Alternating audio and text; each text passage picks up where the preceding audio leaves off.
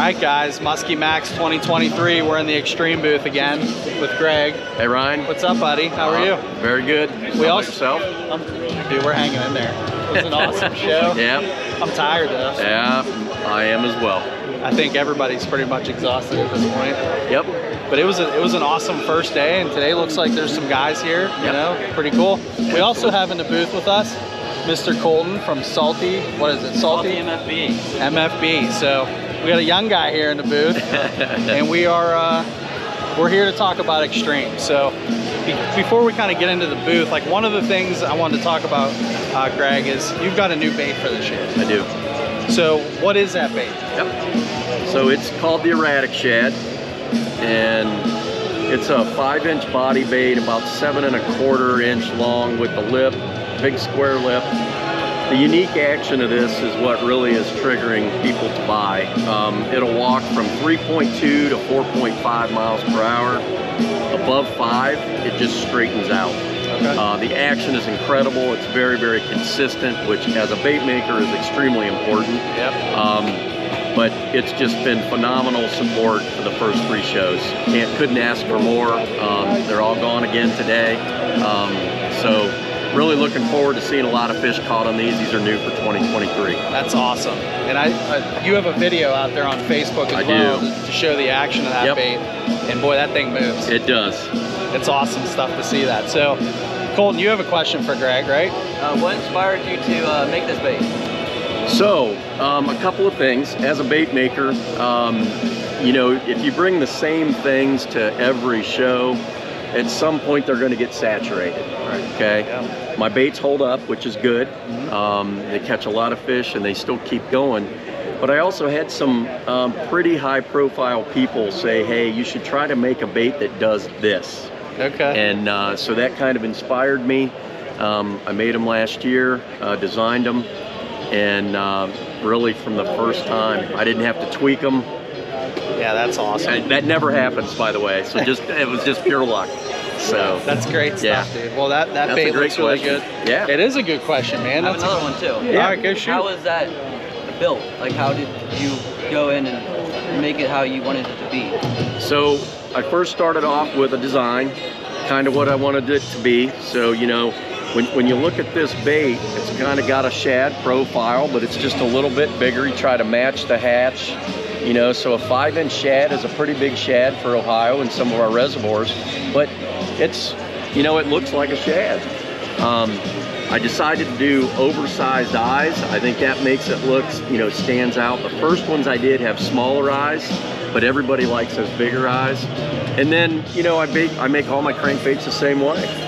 They're all through-wire constructed, 2 coats of epoxy, you know, good strong hooks, and they just hold up. They hold up to fish. I mean, anywhere from the mini all the way up, it doesn't matter.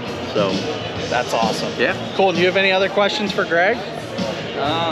Here, let me get. Any other questions?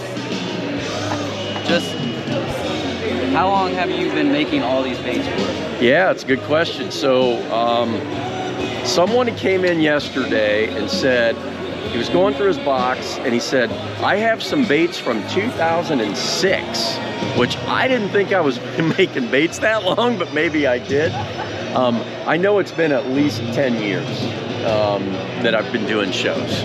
So this is my fun hobby. It's fun seeing you guys, having customers come in, tell stories. This year I got kids with their first muskies they've ever caught, you know, on my baits, so it's fantastic.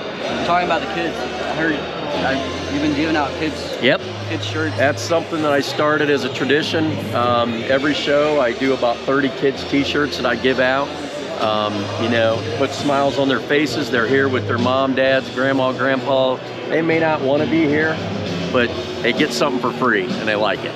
So yeah, I think that free thing more or less get them like, this is cool, I want to come back to this. Exactly. And there is benefits to doing that, obviously. Absolutely.